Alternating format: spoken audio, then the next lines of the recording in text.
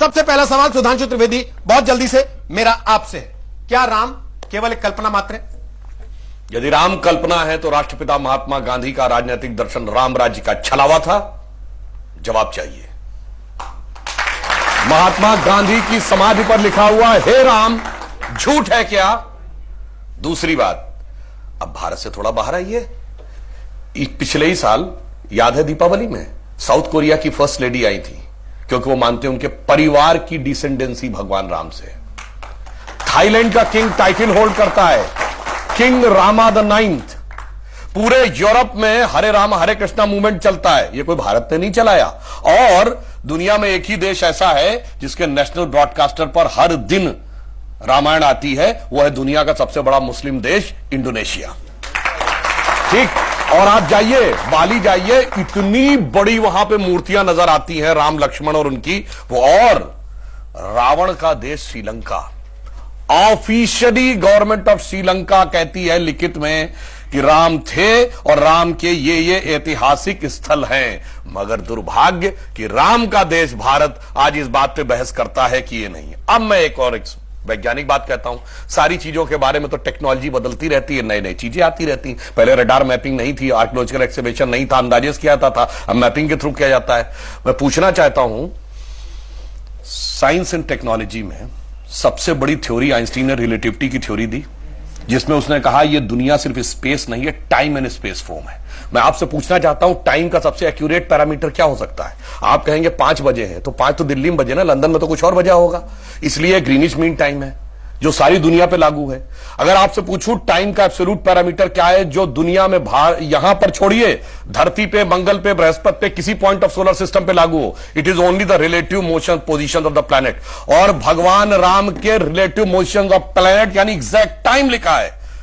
क्या कर्क राशि में गुरु था, कर्क राशि में चंद्रमा था, पुष्य नक्षत्र था, मकर राशि में मंगल था, और जब नासा ने प्लैनेटोरियम सॉफ्टवेयर में डाला तो डेट तक निकल आई कि 7000 कितने सौ बीसी से पहले यह हुआ था। अब इसके बाद भी अगर इनको कोई सबूत चाहिए तो मैं अंत में एक बात कहना चाहता हूं, दुनिया में 4-5 बड़े रिलीजन हैं, अगर रिलीजन माने को तो क्रिश्चियनिटी, इस्लाम, ज्यूस, हिंदू और बुद्धिस्ट। बताइए कोई और ऐसा धर्म है जिसके भगवान के बारे में कहा जाता हो सबूत लाओ ये हुए थे कि नहीं हुए थे, या इनसे पूछो।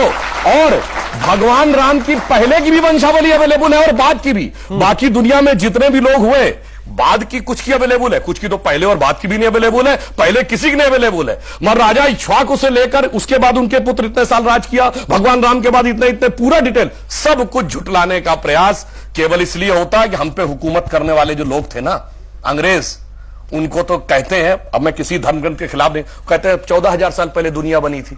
अब कैसे मान लें कि उससे ज्यादा पुराना हमारा है?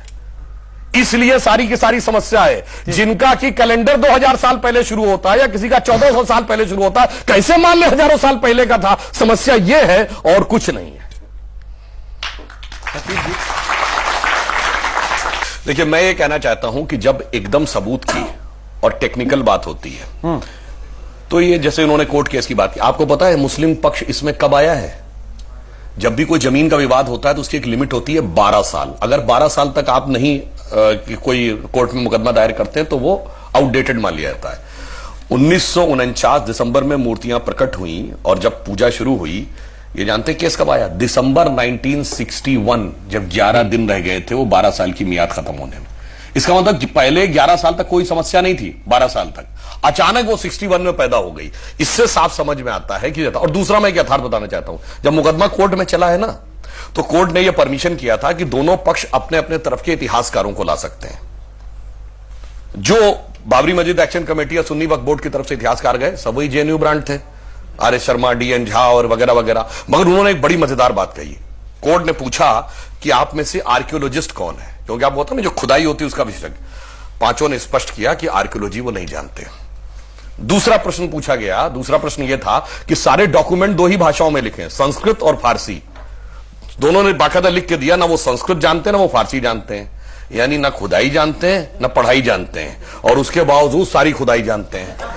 अब हमारी तरफ से जो थे, मैं ईमानदारी से बता रहा हूं, मैं व्यक्तिगत रूप से उन लोगों को जानता हूं। डॉक्टर हर्ष नारायण फारसी भी जानते थे और संस्कृत भी जानते थे। देवेंद्र स्वरूप अग्रवाल, ग्रोवर साहब, एसपी गुप्ता, ये लोग आर्कियोलॉजिस्ट भी थे। तो हमारी तरफ से अकाट्य प्रमाण लिंग्विस्टिक भी रखे गए, यानी लिटरेरी एविडेंस और आर्कियोलॉजिकल एविडेंस। जब इनसे कहा गया, पहले इन्होंने कहा जी वहां पर तो कुछ नहीं था, पहले मस्जिद बनी, पहले ही मस्जिद बनी थी। अब जब नीचे निकल आया स्ट्रक्चर, कहते नहीं जो ईदगाह के ऊपर मस्जिद बनाई गई थी, क्योंकि अब नीचे स्ट्रक्चर निकल आया। अब जब स्ट्रक्चर में निकल आए 72 खंबे, नहीं जी ये तो सब गलत है, ये राम का मंदिर नहीं है। मैं एक बात और कहना चाहता हूं, अगर बहस यहीं से शुरू हुई होती जमीनी विवाद से तो कोई बात, जब ये मामला उठा था, आज की पीढ़ी को तो याद नहीं होगा, 89-90 में जानते यहां थोड़ी शुरू हुआ था भगवान राम। कहते राम थे कि नहीं, अयोध्या ये थी ही नहीं, हुए थे तो पहले साबित करो, और हुए थे तो यहां साबित करो। और प्रतिक्रिया कब आई थी, आजकल फिर उससे कनेक्शन है। शाबानो केस में भारत की सरकार ने एक निर्णय लिया कि धार्मिक मामले में रत्ती भर भी हस्तक्षेप नहीं करेंगे, क्योंकि धार्मिक मामले का पूरा सम्मान करती है सरकार, ये आस्था से चलेगा।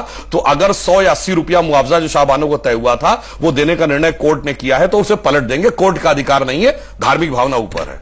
और 1 साल बाद कहते हैं कि हमारे भगवान कहां पैदा हुए, तो कोर्ट में प्रूफ करना पड़ेगा, और अयोध्या में नहीं इसी जगह में पैदा हुए ये प्रूफ करना पड़ेगा। ये जो इतना बड़ा अंतर जब दिखाई पड़ता है तब इस प्रकार की प्रक्रिया आती है। और एक बात जो विजय शंकर तिवारी जी ने कि सबसे पुराना जो इंसिडेंट जानते क्या है, 1858 में अयोध्या की कोतवाली में मुकदमा दर्ज है कि कई 100 निहंग आए, गुरु गोविंद सिंह जी का नाम लेते हुए उन्होंने कब्जा कर लिया है और चारों तरफ उस दीवालों पर राम राम लिख दिया है। ये शीतला प्रसाद दुबे थानेदार ने अपनी तहरीर में लिखा, अंग्रेजों के जमाने लिखा, क्या लिखा है, कहां कब्जा कर लिया है, मस्जिद जन्म स्थान। अब भैया किसका जन्म स्थान था मस्जिद, वो बता दीजिए। मीर बाकी के पत्थर पे लिखा फरिश्ते के उतरने की जगह, इस्लामी मान्यताओं के अनुसार कौन सा फरिश्ता उतरा था वो बता दीजिए।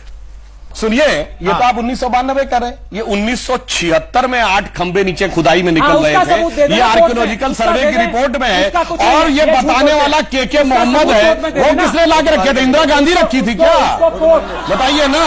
अब मैं एक और बात पूछता हूँ, सुनिए